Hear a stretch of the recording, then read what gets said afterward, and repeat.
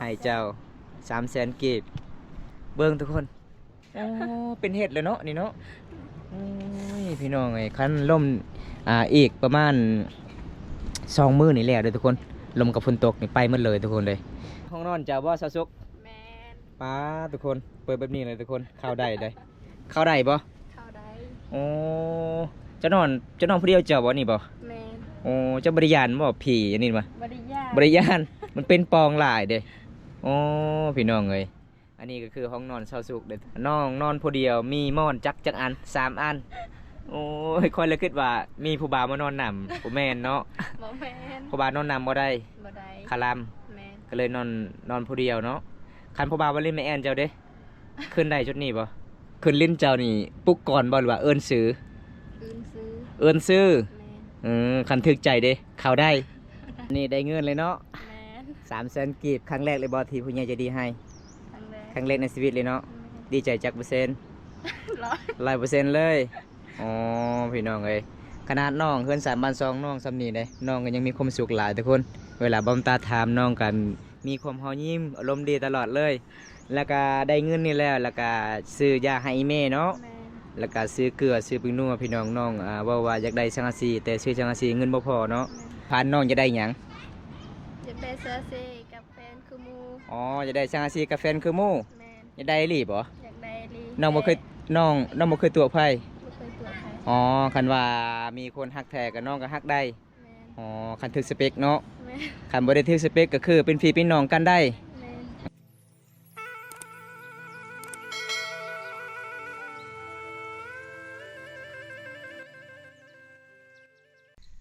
เอากลับสบายดีทุกคนสบายดีบรรยากาศตอนเช้าๆพี่น้องเอ้ยมื้อนี้บอมตากะมีข่าวดีๆมีผู้ใหญ่ใจดีจากทางไทยให้บอมตาไปสะพานบุญให้สวยสาวสุขเป็นครอบครัวที่ยากจนในหมู่บ้านนี้ทุกคนเลยระยะการเดินทางมันก็สิยากแน่ประมาณเงินที่ไอ้เพิ่นฝากมา500 บาทพี่น้องบอมตากะจัดให้ตามคำขอพี่น้องระยะการเดินทางมานี่ก็ประมาณ10 ปลายกิโลทุกคนเลยช่วงนี้ก็ช่วงหน้าฝนเดินทางมันก็ลำบากแน่เส้นทางเบิ่งทุกคนมันสิไปได้หรือบ่พี่น้องมีแต่ดินแดงมีแต่ขี้ต้มลายพี่น้องจังได้บอมตากะสิเพื่อ FC ดีครับชมไปสะพานบุญให้พี่น้องพูดเลยเลาะเขตชนบทเพื่อจะได้คลิปแต่ละคลิปกับบทเป็นง่ายๆเด้อทุกคนใครสีหอดหมู่บ้านนี้เบิ้งพี่น้องในเบิ้งเท่าไรก็จะเป็นภูเขาหมดทุกคนตายเส้นทางนี่ทุกคนเลยฝนตกเนี่ยมันลำบากพี่น้องมันจะเป็นดินแดงทุกคนโอ้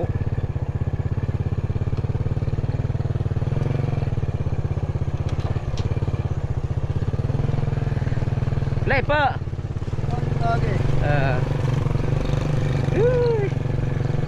โหดเกิน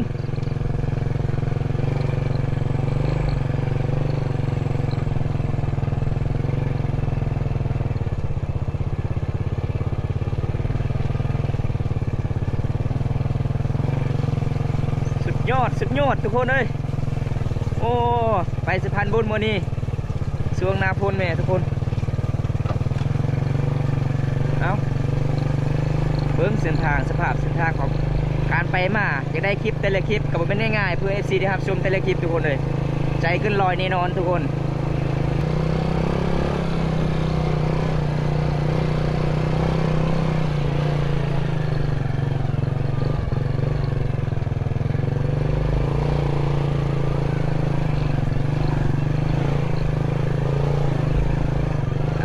ตายพี่น้องเอ้ยว้าวโอ้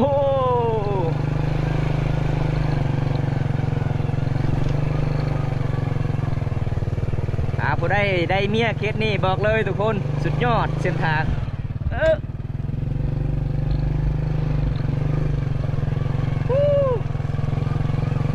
สุดยอด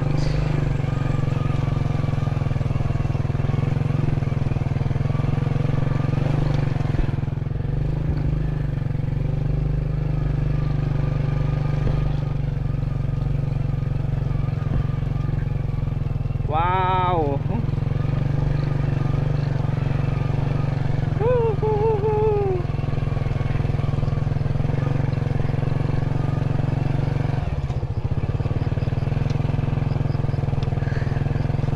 ป่าโถพี่น้องเอ้ยเพื่อสิฮอดหมู่บ้าน น้องก็บ่เป็นง่ายเลยทุกคนหมู่บ้านข้างน้องกับพุ่นหลับพี่น้องทางนั้น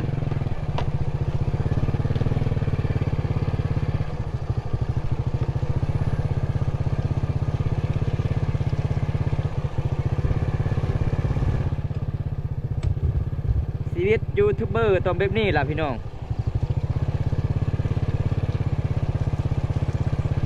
เบิ่งหมู่บ้านน้องผู้ทุกคนหมู่บ้านของน้องฮะแต่ก็เพิ่มวะอะไรหนูเพิ่มป่าไปบ่ได้เลยทุกคนเลยเอาสู้บัดนี้เบิ้งเส้นทางทุกคน โอ้ยสุดยอดสุดยอดสุดยอด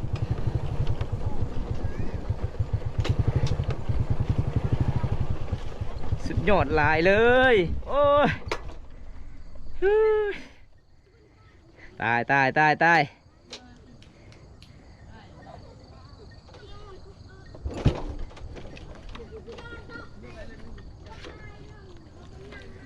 ปลา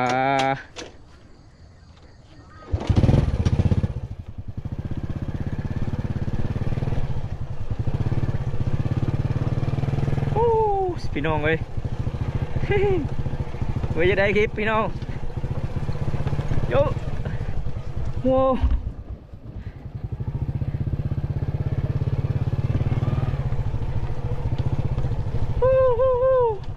โย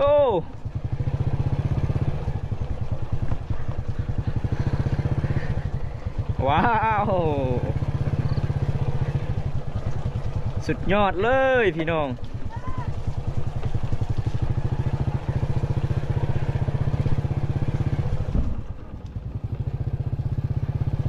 เบิ้งก็เจ้าย่างจุดปดเกิบเลยทุกคนใส่เกิบบ่ได้เลยพี่น้องโอ้อ๋อลึกนาเนี่ยเหรอสุดยอดสุดยอดจูนี่ใช่บ่เบิ้งทุกคนไปบ่ได้เลยว้าว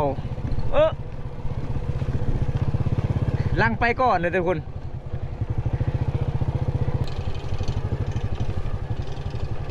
โอ้สุดยอดสุดยอดพี่น้องมันเป็นดินแดงลายกันเลยมันก็สิลื่นลายเลยทุกคนเส้นทางนี่มันจะเป็นดินแดงเพราะว่าพ่นกระตกแน่พี่น้องลายมือแล้ว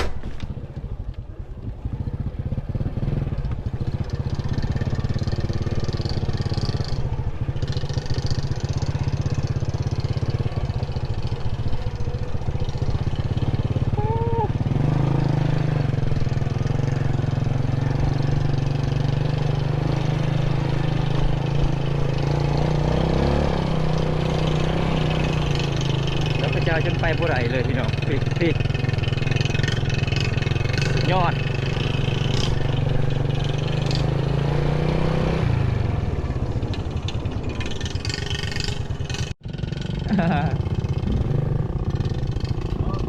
สุดยอดเลยนาได้ยื้อไปป้องไปดูละ อยู่ไรปะไปป้องก็เด้ง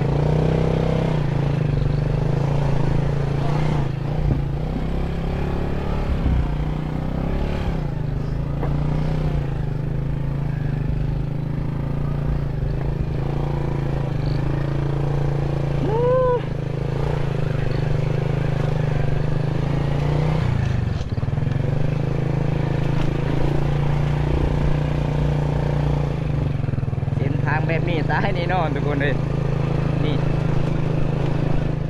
เอาหมู่บ้านของน้อง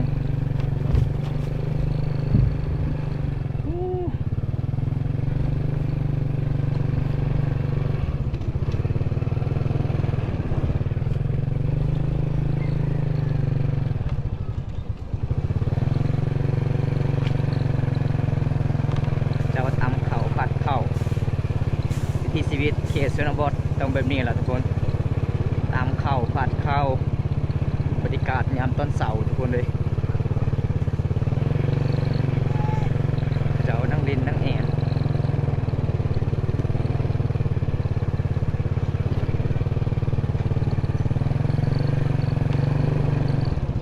ดอกจั่วก้าวอ่ะ เออเด้อช่วยกัน เออ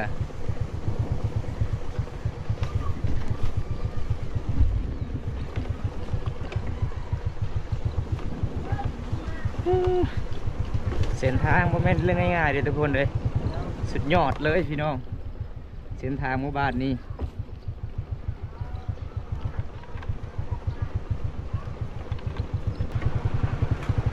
เป็นจุดที่กระเจ้าการเล่นโทรศัพท์เลยทุกคน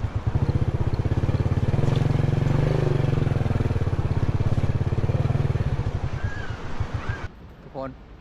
เมื่อนี้ระยะการเดินทางหมู่บ้านนี่โอ้ยบอกเลยว่าทุกคนเลยเส้นทางสุดยอดเลยพี่น้องใจบ่เกินร้อยก็แสดงว่าไปบ่ฮอดจอบ่ถึงในหมู่บ้านนี้ทุกคนเพราะว่าช่วงนี้ก็ช่วงหน้าฝนไปตกมันยากพี่น้องเอ้ยเพราะว่าเส้นทางอาจจะเป็นดินแดงหลายทุกคนเพราะว่าบ่มตาการเดินทางมื้อนี่ก็เกือบไปบ่รอดเด้อทุกคนเกือบไปบ่ฮอดหมู่บ้านข้างนอกอันนี้จะเป็นหมู่บ้านของน้องเพราะว่าหมู่บ้านของน้องก็ตั้งติดกับเข็มเซละน้องทุกคนนี่ทุกคนบรรยากาศยามตะเช้าให้หมดพี่น้องเพราะว่าน้ำเซละน้องมันก็เริ่มขึ้นแล้วเด้อทุกคนเริ่มขึ้นแล้วพี่น้อง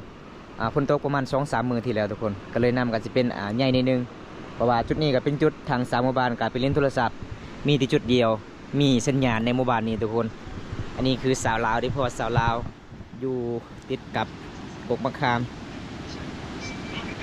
สบายดีผู้สาว สวัสดี โอ้มาเอายังอยู่นี่นะฮะมาเอายังอยู่นี่ นั่งเล่นกันค่ะ มาเล่นโทรศัพท์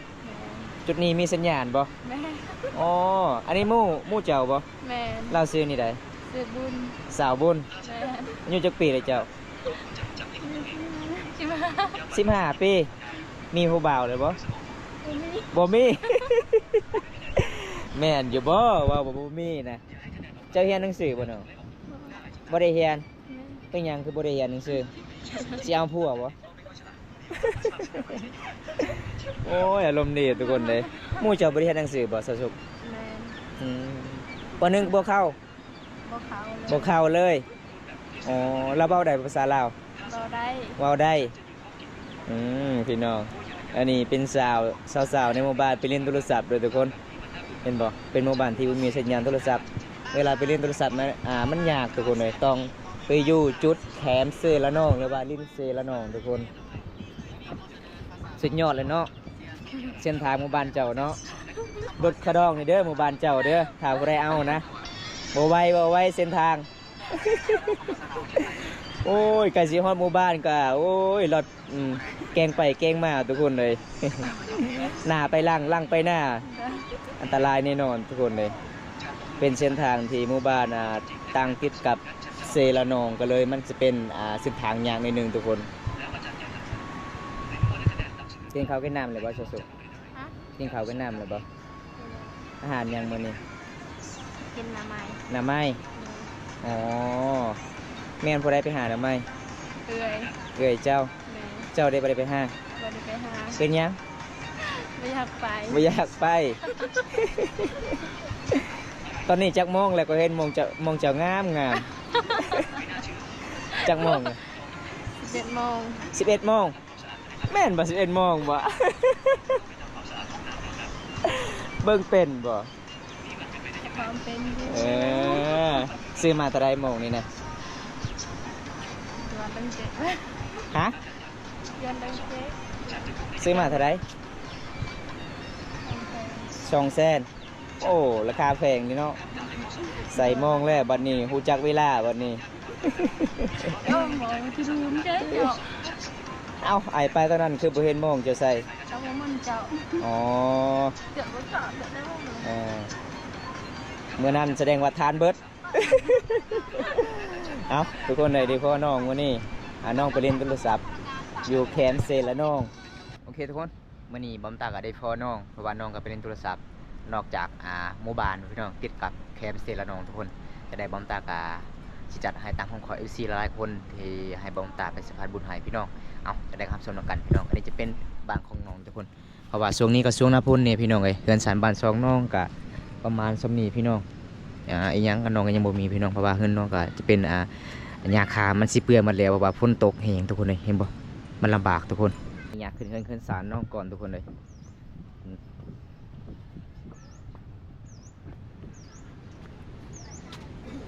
โอ้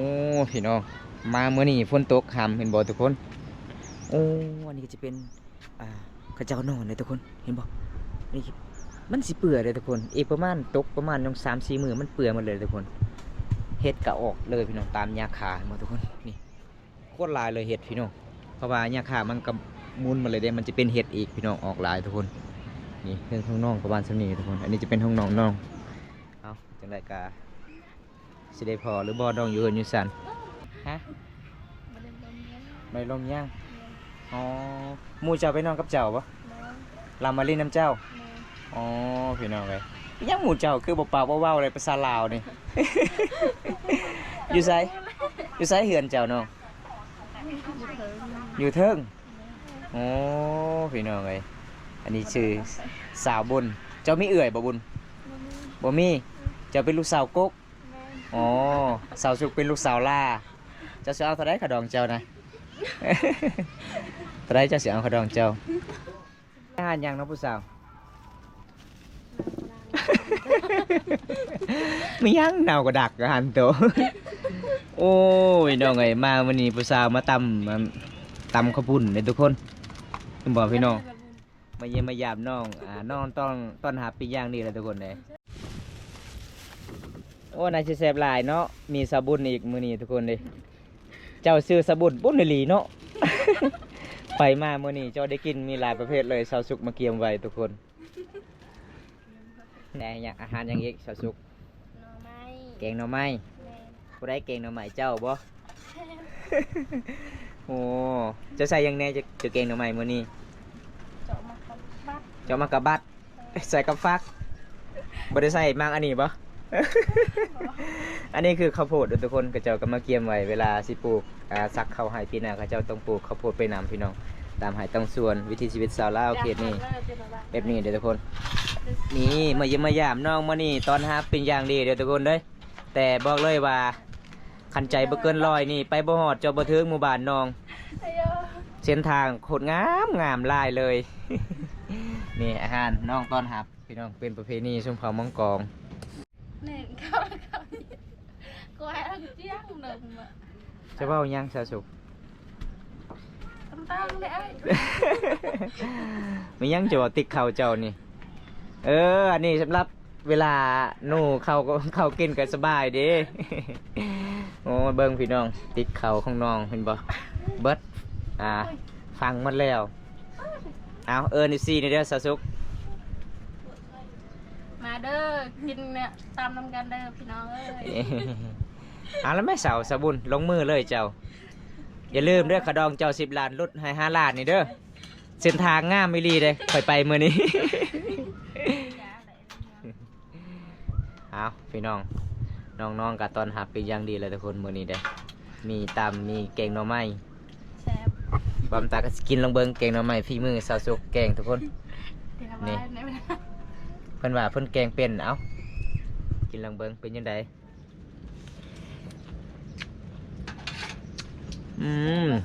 สุดยอดแซ่บหลายอร่อยมากหมดแซ่บหลายเนาะ แซ่บเด้อทุกคนเลยสาวสุกตำมื้อนี้ตำข้าวปุ้นกับตำมีแล้วก็แกงหน่อไม้แล้วก็มีข้าวต้มไปพร้อมใส่มะพร้าวสุดยอดพี่น้องเอ้ยแต่ยอมรับว่าเส้นทางสุดยอดกว่า กว่าหน้ำไม้อีกแซ่บ เอากินให้อิ่มพี่น้องเป็น3 บ้าน 2 น้องประมาณซ้ำนี้ประผมกับบ่มีทุกคนเป็นครอบครัวที่ยากจนใช้จะว่าโทรศัพท์เจ้าสิเพ่หรือบ่โทรศัพท์เจ้านะ แม่ อ๋ออยากได้โทรศัพท์ไหมอ๋อพี่น้อง น้องมาว่าอยากได้โทรศัพท์ไหมศัพท์เก่าเพแล้วพี่น้องบ่มีเงินอยากซื้อเนาะ แม่ อืม ทำให้มันได้แล้วก็เกินเลยกี่อันเลี้ยงงานเลยต้องทราบเกิดแต่จะเรียบไอ้ เป็นยังไง ได้เป็นก็ได้ ข้าวต้มสาวสุกเป็นยังไงเนาะสาวบนแสบบ่ แซ่บ แสบหลาย แสบภาษาบรรเจ้าเอิ้นว่าจังได แอม แอมบ่แม่นน้องบ่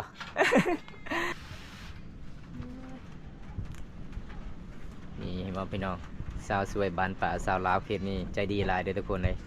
เวลาแข่งมาเยี่ยมมายามน้องก็สิย่อพาข้าวสู่กินพี่น้อง ไปสุดก้อนน้องก็สิย่อพาเขา2เถื่อทุกคนเลยหลังจากนั้นก็น้องสิพาบอมตาไปเลาะชมธรรมศาสตร์เขตหมู่บ้านน้องวิถีชีวิตเฮ็ดให้เฮ็ดสวนอยู่ไสทุกคนเงินของน้องแบบนี้ล่ะพี่น้องเอ้ยบ่มีหยังหลายพี่น้อง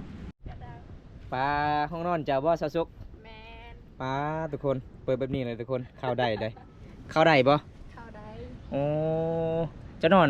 ผู้เดียวเจ้าบ่นี่บ่ แมน โอ้เจ้าบริยานบ่ผีอย่างนี้มา บริยา บริยาน มันเป็นปองหลายเด้โอ้พี่น้องเอ้ยอันนี้ก็คือห้องนอนเช่าสุกเด้อทุกคนมันเป็นเคบๆหลายเลยพี่น้องน้องนอนผู้เดียวมีม่อนจักอัน3อันโอ้ยคอยเลยคิดว่ามีผู้บ่าวมานอนนำบ่แม่นเนาะ บ่แมน ผู้บ่าวนอนนำบ่ได้ บ่ได้ คารัม แมน ก็เลยนอนผู้เดียวเนาะคันผู้บ่าวบ่เล่นแม่แอนเจ้าเด้ขึ้นได้จุดนี้บ่อ๋อเจ้านั่งอยู่ไสเอ้า นั่งอยู่นี่ ผู้บ่าวเด้ผู้บ่าวอยู่นี่ แมน ไกลๆนี่โลด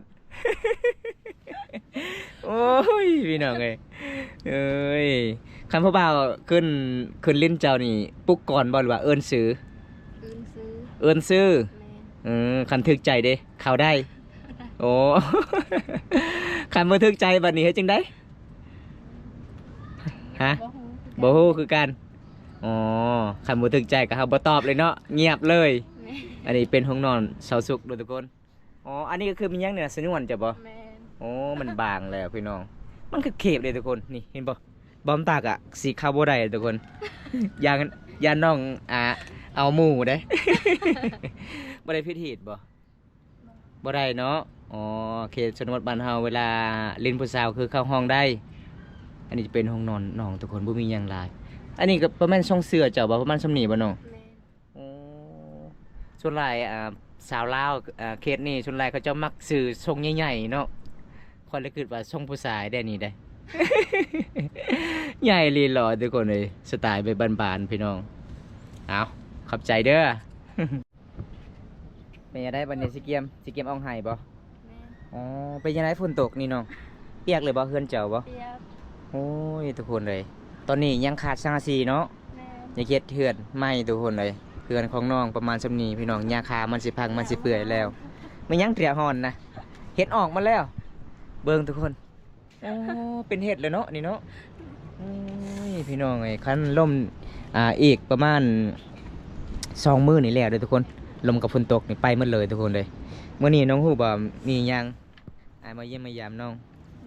บ่ฮู้ อันนี้มันเงินผู้ใหญ่ใจดีเด้อให้เจ้า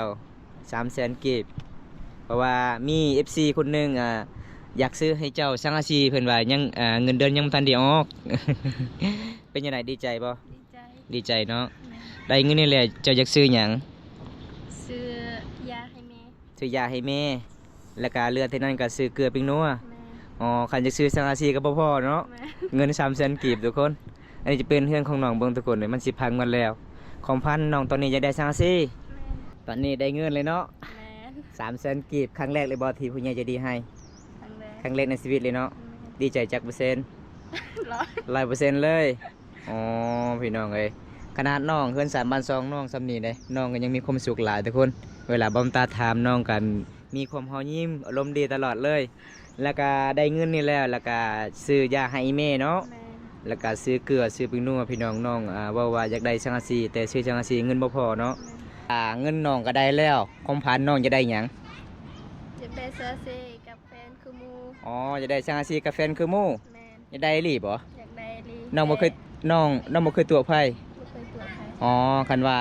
มีคนฮักแท้ก็น้องก็ฮักได้ แม่น อ๋อคันถึกสเปคเนาะ แม่น คันบ่ได้ถึกสเปคก็คือเป็นพี่เป็นน้องกันได้ แม่น พี่น้องน้องบอกว่าจะได้สังกะสีของพันน้องทุกคนเลยเอาจังได้ก็ขอบใจผู้ใหญ่ใจดีจากฝั่งไทยนี่เด้อ ใจเด้อ ผู้ใหญ่ใจดี คุณยายใจดี จากฝั่งไทย จากพันไทย ขอให้อายุดีมีแห้งขอให้ร่ำให้รวยเด้อ ขอให้ร่ำให้รวยเด้อ ขอให้อายได้เงิน กลับคืน กลับคืน ลอยเท่าฟันเท่า ร้อยเท่าพัน น้องเวลาเว้านี่มีความหอยยิงตลอดเลยทุกคนเลยเพราะว่าเฮาก็พอมาค่อยเป็นปันไดเนาะดีใจหลายน้องดีใจหลายจนเว้าบ่ออกทุกคนได้เงินผู้ใหญ่ใจะดีช่วยน้องเห็นว่าอีเมน้องบ่สบายน้องมื้อนั้นเนาะ แม่น ป่วยหลายมือแล้วบ่มีเงินซื้อยาทุกคนเลย จะได้บอมตากับสิปิดไว้สำนี้ก่อนคลิปนี้ผมมีหยังหลายสิพาย FC ดีครับชมแต่ต้นจนจบเด้อทุกคนเพราะว่าบอมตากะไปสะพานบุญให้พ่อใหญ่ใจดีกะจบเพียงเท่านี้ตอนนี้มันเฮากับสิเกียมเอาให้เนาะ แม่น ไปหาของป่าของดองทุกคนเลยบ๊ายบาย FC นี่เด้อ บ๊ายบาย เมื่อนี้บอมตากะมาสะพานบุญให้ผู้ใหญ่ใจดีจากพังไทยระยะการเดินทางก็อุ้ยพี่น้องเอ้ยโคตรลำบากเลยพี่น้องเส้นทางได้ขันใจบ่เกินร้อยกะไปบ่ฮอดแน่นอนพี่น้องถ้าผู้ใดอยากมีเมียเขตนี้บอกเลยว่าพี่น้องใจเกินร้อยเด้อทุกคนเลยเส้นทางสุดโหดช่วงนี้ก็ช่วงหน้าฝนเพราะว่าใกล้สิฮอดหน้าหนาวทุกคนเลยเขตชนบทนี้ติดกับตีนภูเขาหรือว่าติดกับเขมเซละน้องเอาจังไดบอมตากับเสียมลา FC หลายๆคนที่เข้ามาติดตามรับชมคลิปนี้แต่จนจบก็ขอให้อยู่ดีมีแรงขอให้ร่ำให้รวยเด้อทุกคนเลยคลิปหน้าพบกันใหม่ขอกล่าวคำว่าสวัสดีครับผมบ๊ายบายไปกันเด้อ